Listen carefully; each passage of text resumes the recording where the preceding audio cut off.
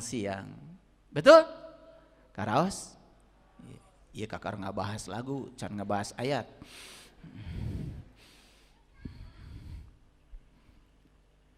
Makanya apapun kalau dipahami dengan sanubari yang dalam, semua itu adalah tanda-tandanya Allah yang luar biasa. Belum saya nyanyikan, baru dibahas liriknya. Kalau saya nyanyi, pasti bubar acara ini. Lihat saya semuanya. Dalam rangka palang siang, dalam rangka jangan-jangan, mari kita lihat beberapa hal berikut ini. Bapak Ibu, kita sudah terbiasa dalam hidup ini mencoba mengendalikan sesuatu yang sesungguhnya tidak bisa kita kendalikan. Lihat semuanya, lihat pada tubuh kita masing-masing. Adakah Bapak Ibu di ruangan ini yang bisa mengendalikan tubuhnya sendiri? Gak bisa. Buktinya apa? Kulit tambah peot bisa dikendalikan? Mata tambah buram bisa dikendalikan? Ayo. Tubuh ini menua secara alami dan tidak ada yang bisa mengendalikan. Perhatikan, tubuh yang terdekat dengan kita saja kita tidak bisa mengendalikannya, apalagi orang lain.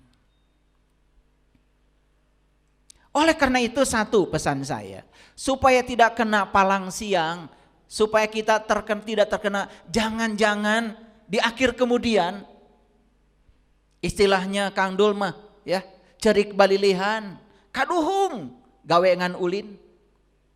Karena menganggap hidup ini permainan, gak sungguh-sungguh mencari kebenaran. Sudah banyak tanda-tanda yang dihadirkan Allah ke dalam diri kita, tapi kita gak mau belajar. Kendalikan apa yang bisa kita kendalikan dan lepaskan apa yang tidak bisa kita kendalikan. Ibu-ibu, apakah ibu-ibu bisa mengendalikan suami ibu? Kenapa tuh dikendalikan terus? Bapak-bapak, apakah bapak-bapak bisa mengendalikan istri bapak-bapak? Nah, itu dikendalikan terus. Coba sekarang, lihat saya semuanya. Kendalikan yang bisa dikendalikan dan lepaskan semua yang tidak bisa dikendalikan. Karena kalau kita mencoba mengendalikan yang tidak bisa kita kendalikan, kita akan lelah dalam hidup ini. Biarkan saja. Setiap orang punya karma sendiri-sendiri. Apa yang dia lakukan bukan untuk kita, untuk dirinya sendiri. Sebaliknya apa yang kita lakukan oleh kita juga buat diri kita sendiri. Kenapa ngurusi orang lain yang tidak bisa dikendalikan? Pasangan kita yang terdekat saja tidak bisa kita kendalikan. Lepaskan. Pertanyaannya, apa yang bisa kita kendalikan? Cuma 3 ibu bapak. Yang bisa kita kendalikan cuma 3. 1 pikiran kita, 2 perasaan kita, yang ketiga sikap dan perilaku kita. Cuma 3. Karena kita bisa mengendalikan pikiran kita yang harus dirubah. Bukan orang lain yang harus dirubah. Kalau ada konflik dengan pasangan, bukan pasangan kita yang harus dirubah. Gak bisa dikendalikan. Rubah cara kita memandang pasangan kita. Sederhananya gini, ya. Oh, tidak mungkin saya dipersatukan dengan pasangan yang ini. Jangan-jangan pasangan ini memang kebutuhan saya. Saya butuhnya orang yang sabar. Saya dikasih orang yang tidak sabar. Karena saya sampai hari ini belum sabar, maka dihadirkan orang yang tidak sabar. Kehadiran orang yang tidak sabar, pasangan saya, untuk menyabarkan diri saya. Yang dirubah sudut pandangnya, bukan dirubah orangnya. Dan hebatnya kalau kita rubah ke dalam, yang di luar juga akan berubah. Kalian itu salah kaprah selama ini. Merubahnya keluar terus. Tidak dirubah ke dalam. Yang disalahkan pihak lain terus. Gak pernah menyalahkan ke diri. Apa yang terjadi? Merasa sudah mencapai apa? Padahal gak kemana-mana. Palang siang. Oleh karena itu latih diri dalam kesadaran. Perhatikan saya, latih diri dalam kesadaran. Di luar diri kita tidak ada masalah. Semua masalah adalah reaksi kita terhadap masalah. Bapak Ibu, tadi ada yang pergi ke sini macet? Masalah? Bukan. Tetapi menjadi masalah macet kalau reaksi kita buruk. Coba latih diri dengan kesadaran. Hadirkan diri kita di situ saat itu. Kalau yang naik mobil, daripada mengeluhkan macet, lebih bagus setel musik. Rebahkan sedikit ke badan ke jok. Dengarkan musik, nyanyi. Nikmati seluruh momen yang ada. Gak terasa tuh macet. Daripada kita terus menerus mengeluhkan macet dan muarobah. Macet tidak akan berubah dikeluhkan oleh kalian.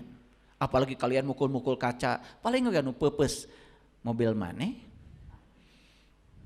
Betul nggak? Nah, kita ini sering melakukan tindakan bodoh yang semacam itu. Dan itu adalah menangkap angin dengan tangan kosong.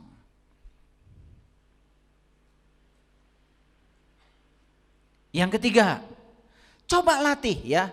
Jangan biarkan pendapat orang lain menguasai diri kita. Karena kita tidak bisa mengendalikan orang lain untuk berpendapat. Kita tidak bisa mengendalikan pikiran batur. Kita tidak bisa mengendalikan perilaku orang lain. Buat apa kita, pikiran kita, perasaan kita dikuasai oleh pikiran dan perasaan orang lain tentang kita? Rugi atuh. Dua, perhatikan hadirin. Kalau ada kritik yang membangun dari orang lain, itu artinya orang lain sayang pada kita. Ya sudah, jadikan itu sebagai sarana untuk perubahan diri kita. Tapi kalau ada orang yang menghujat kita, menebar kebencian dengan emosi, dengan kemarahan, keun we antep. Dan geus puguh mah manehna teh keur nganyerikeun dirina sorang. Dan tidak akan menyakiti kita kalau kita tidak mengizinkannya. Tapi kalau dia itu diizinkan masuk ke dalam perasaan kita, yang rugi kita sendiri. Yang keempat, kenapa di agama, semua agama mengajarkan ingat kematian, ingat kematian. Kita disuruh mengingat bahwa kita akan mati, maksudnya apa? Ayo, maksudnya apa? Dalam bahasa Inggris, itu yang disebut dengan present moment. Makanya ada orang yang menulis tentang the power of now. Kekuatan saat ini. Dan buku itu buku yang sangat luar biasa. Buku sangat menginspirasi. Bahasa kitanya adalah mengingat kematian. Bahasa lainnya adalah the power of now. Lihat saya semuanya. Ketika kita tahu dan sadar bahwa kita akan mati, maka kita tidak mungkin membuang-buang waktu saat ini. Betul? Tidak mungkin. Besok belum tentu saya hidup. Hari ini faktanya saya masih hidup. Saya mau melakukan apa di kehidupan yang sekarang ini? Saya mau melakukan kebaikan apa sama orang lain di kehidupan yang sekarang ini? Saya mau menyenangkan apa pada hati orang lain di kehidupan saya yang sekarang ini? Saya mau memberi apa pada kehidupan di kehidupan yang sekarang ini. Jadi mengingat kematian itu artinya fokus pada saat ini. Orang-orang yang membuang-buang waktu untuk mengerjakan yang tidak ada gunanya. Membicarakan orang lain, membicarakan keburukan orang lain, membicarakan yang tidak penting. Dia lupa membicarakan dirinya mau apa. Dia sedang membuang-buang waktu. Dia pikir besok masih ada waktu. Makanya di Quran surat Al-Kahfi dikatakan, jangan sekali-kali kau mengatakan besok masih ada waktu. Apa pesannya? Pesannya sederhana, ya. Hiduplah di saat ini. Jangan berpikir bahwa nanti masih ada waktu. Lakukan hal penting. Kapan? Sekarang. Itu pentingnya mengingat kematian itu. Ini malah salah. Mengingat kematian jadi takut. Takut mati. Padahal mengingat kematian itu esensinya adalah kita tidak mau membuang-buang waktu saat ini. Karena besok belum tentu saya hidup. Kalau di depan mata ada orang yang bisa ditolong saat ini dan kita bisa menolong, tolong saat ini karena besok belum tentu hidup. Itu maksudnya. Paham? Coba dengan pikiran yang semacam itu, apakah kita menangkap angin dengan tangan kosong?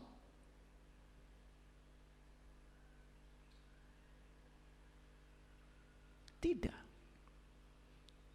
Ya, kita tidak melakukan pekerjaan yang sia-sia. Lanjut. Bapak Ibu. Semua yang terjadi dalam kehidupan kita sekarang cuma dua yang harus kita lakukan. Dengarkan kata-kata saya. Ambil kata kuncinya. Terima dan cintai. Ulangi. Semua yang terjadi dalam kehidupan kita saat ini, mau enak mau gak enak, terima dan cintai. Kenapa? Itu adalah takdir kita. Itu adalah karma kita. Kita sedang disucikan dalam kehidupan ini dengan karma-karma itu. Tapi otak kita ini yang kadang-kadang susah dikendalikan. Kita hanya menerima yang kita suka dan tidak menerima yang kita tidak suka. Padahal itu takdir kita. Itu adalah kebutuhan kita. Dua kata kuncinya. Apa? Terima dan cintai. Catat itu. Tujuan hidup yang tertinggi itu adalah kebajikan. Apa yang dimaksud dengan kebajikan? Kebajikan adalah kualitas-kualitas yang membantu hidup kita menjadi lebih baik tanpa bergantung kepada pendapat orang lain. Ulangi ya. Kalau kita senang melakukan kualitas-kualitas yang membuat hidup kita lebih baik, lakukan saja. Gak usah mikirin apa kata orang tentang itu. Buktinya kita lebih baik. Kita lebih bijaksana, kita lebih berani, kita lebih adil, pengendalian kita, diri kita lebih bagus, lakukan. Jangan ngikutin apa kata orang. Itu yang disebut dengan kebajikan. Maka jangan fokus di luar itu. Kenapa? Tujuan tertinggi dari kehidupan adalah kebajikan.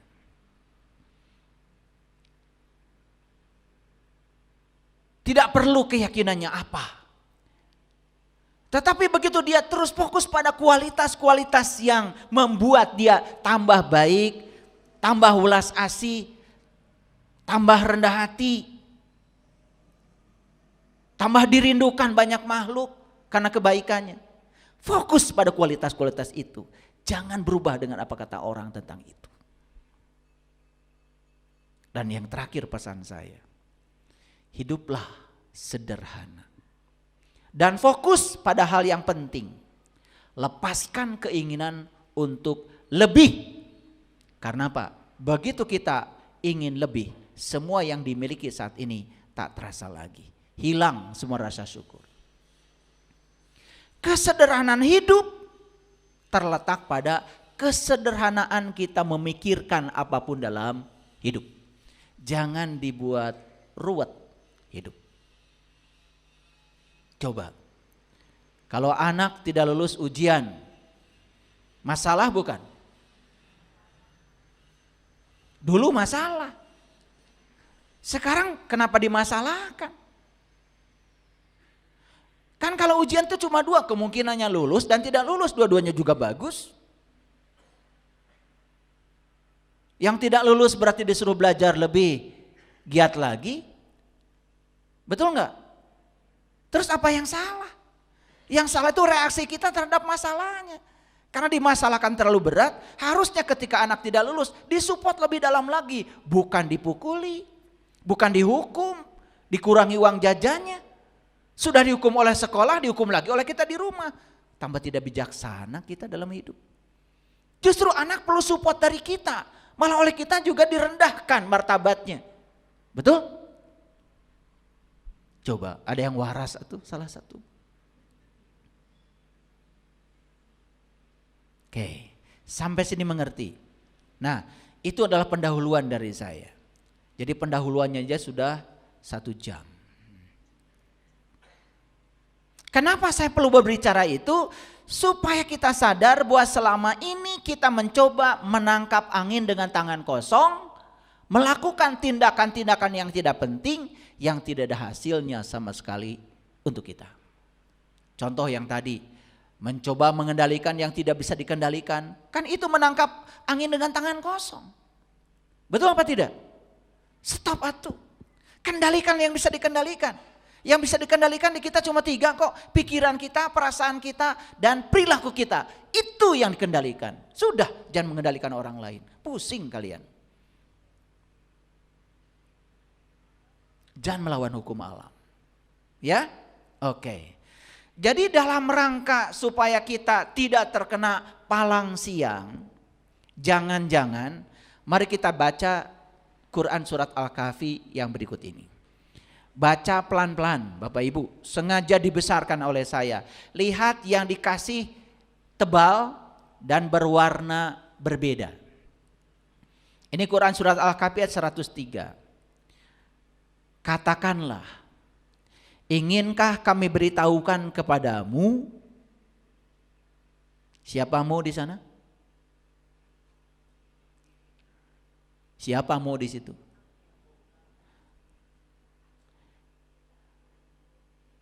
Ditanya gitu aja pusing.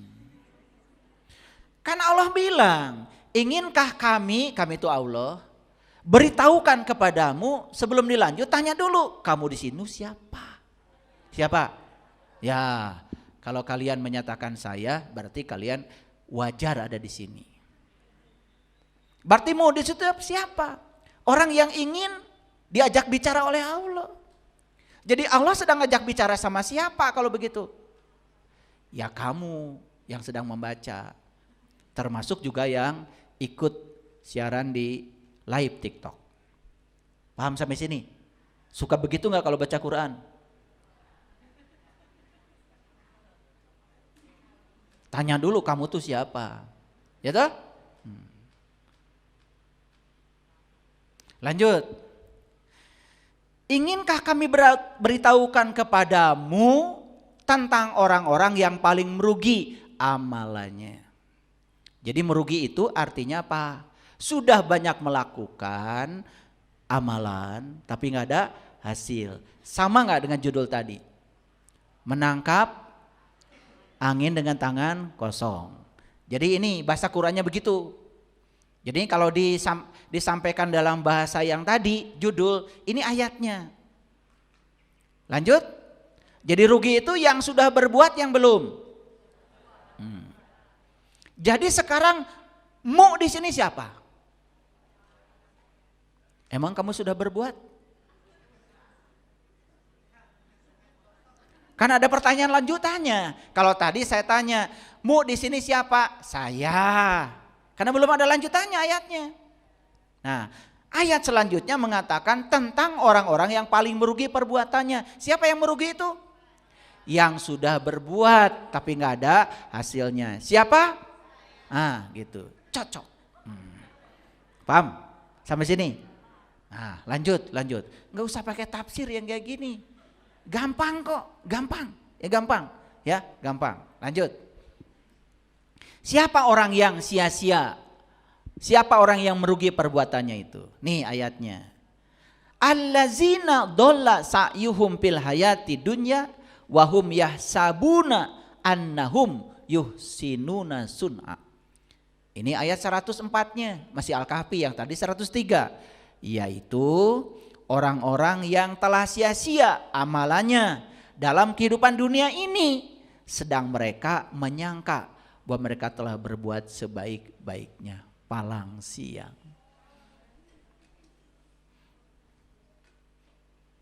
Karaos?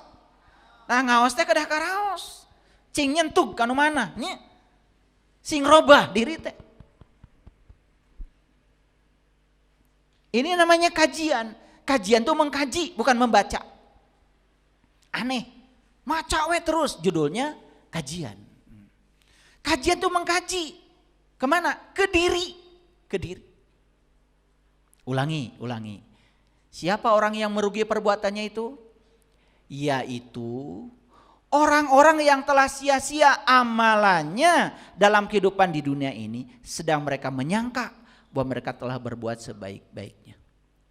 Asa geus ngalakukeun anu pangsaena, tapi sia-sia kata Allah.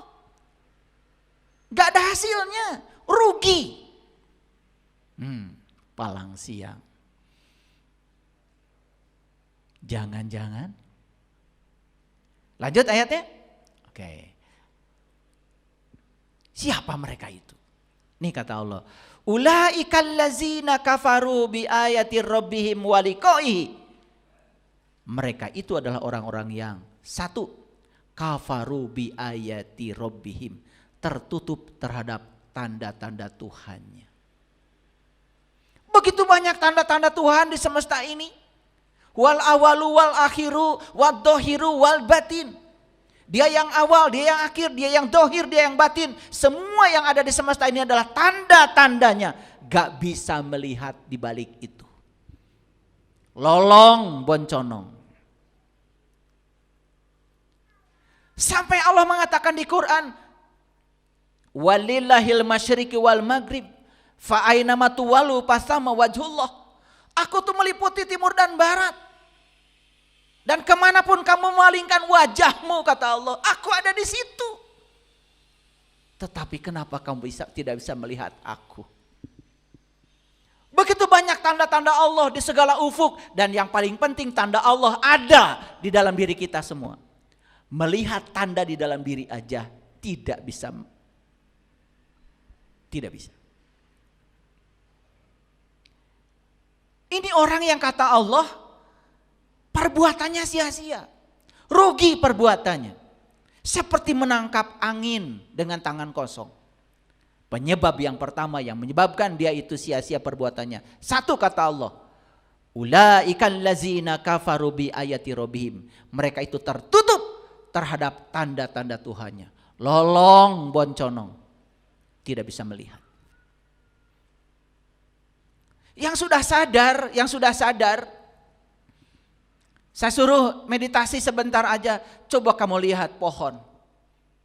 Bagaimana dia bisa tumbuh? Ada apa di balik pohon itu yang menyebabkan dia tumbuh? Kenapa dia bisa berbunga? Kenapa dia bisa berbuah? Kenapa ditanam di tanah yang sama tapi buahnya lain-lain? Rasanya juga lain-lain. Lihat beraneka macam bunga. Kalau kalian sadar di balik semua itu, ada dia sang daya semesta yang mengurus dan mengatur semua itu.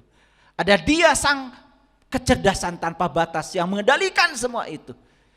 Kamu tidak sekedar melihat bunga, dia melihat yang di balik bunga itu. Coba. Kalau orang yang sudah sampai di situ kesadarannya, ya, melihat bunga sekecil apapun dia bisa menangis. Dia melihat keindahan sang pemiliknya, keindahan sang penciptanya, bukan sekedar melihat bunga. Maka dia mencintai, menyayangi, menghormati semua karyanya.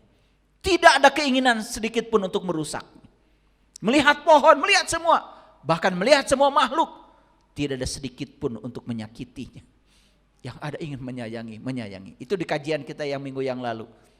Barang siapa yang beriman dan beramal soleh, sungguh-sungguh iman dan amal solehnya, kata Allah, aku akan hunjamkan ke dalam kolbunya rasa kasih sayang. Ayo tanya pada diri kita sekarang. Begitu melihat tanda-tanda Allah di segala ufuk, apa yang terjadi dengan kita? Biasa-biasa saja. Ada apa dengan kita? Dan yang kedua, penyebab orang-orang ini rugi perbuatannya, sia-sia perbuatannya. Walikoi, dia tertutup terhadap perjumpaan dengan Tuhannya. Cuma dua penyebabnya. Yang pertama tertutup terhadap tanda-tanda Tuhan. Yang kedua tertutup terhadap perjumpaan dengan Dia. Segitu dekat dia, lebih dekat daripada urat nadi lehernya. Gak ada kerinduan untuk menyaksikan. Gak ada kerinduan untuk menemuinya. Aneh. Maka lihat ayat berikutnya. Fahabitat a'maluhum fala nuqimulahum yaumal qiyamati wazna. Maka hapuslah amalan-amalan mereka dan kami tidak mengadakan suatu penilaian bagi amalan mereka pada hari kebangkitan. Amalannya, buku amalnya dinilai pun tidak. Palang siang. Jangan-jangan buah-buah. Geningan. Ngan asa bener tecek sorangan. Padahal benar itu kan harus didukung oleh banyak sudut pandang. Makanya dalam filsafat ilmu, benar itu setidak-tidaknya ada 3. Satu, harus memenuhi asas koherensi. Disebut benar itu kalau tidak berlawanan dengan akal pikiran yang waras. Itu ciri benar. Ini filsafat ilmu namanya. Saya kasih sedikit kuliah filsafat ilmu ya, sedikit. Biar agak akademik sedikit. Jadi ciri benar itu satu, harus memenuhi asas koherensi. Tidak boleh berlawanan dengan akal pikiran yang sehat. Contoh. Kan Allah bilang, aku bersamamu, lebih dekat kepadamu daripada urat nadi lehermu. Berarti Allah dekat? Kalau Allah dekat, kan harusnya rumah Allah juga dekat. Tapi kita sering bilang Allahnya dekat dengan kita, rumahnya ada di sana, jauh. Memenuhi asas koherensi? Tidak. Berarti berlawanan dengan akal pikiran yang sehat.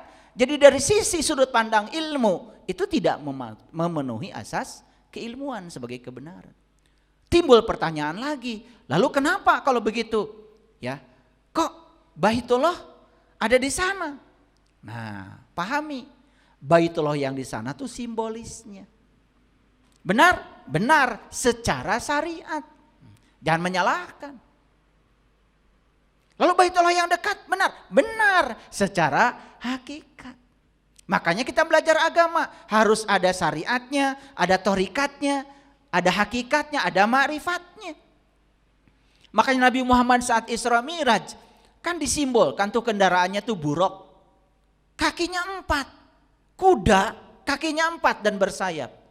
Ternyata menurut Imam Al-Dardiri, kaki 4 itu melambangkan syariat, tharikat, hakikat, ma'rifat. Kalau ingin mencapai pencapaian puncak spiritual, gak boleh menegasikan salah satu dari yang 4. Jadi kalau begitu, pergi ke Baitullah yang syariat perlu silakan. Yang punya uang pergi ke sana, baca simbol-simbol di sana. Apa simbol Hajar Aswad? Apa simbol Multajam? Apa simbol Makom Ibrahim? Apa simbol Hijr Ismail? Apa simbol Rukun Yaman? Apa simbol dari Marwah dan Sofa? Baca semuanya. Itu semua simbol. Itu semua adalah tanda-tanda untuk mengantarkan perjalanan kita menemukan jati diri kita sendiri. Selesai dari sana, itu baru syariat. Jangan lupa, hakikatnya bagaimana? Tuh. Baru benar belajar agama. Kan jadi ketemu semuanya. Makanya waktu kemarin saya diundang di acara yang sangat terhormat. Kalian semua jamaah BSI, wakilnya ada 180 orang diundang ya oleh sahabat kita ya dari keyakinan yang berbeda. Kita disajikan tarian menuju kesadaran puncak. Jadi tariannya itu judulnya tarian untuk menuju kepada kesadaran tertinggi tariannya. Tarian itu dibuka dengan menampilkan bekicot, keong, cangkang keong, dan diakhiri dengan penyerahan permata kepada sang kesadaran. Luar biasa. Itu gambaran awal. Tahu keong? Cangkang keong tahu? Kantos nincak tangkal cangkang keong? Atau neureuy cangkang keong? Atau keong mageng teuing tutut meureunanya? Ari tutut eusina raos? Raos abdi oge sok Minggu sareng pun bojo kapun ceruta tutut.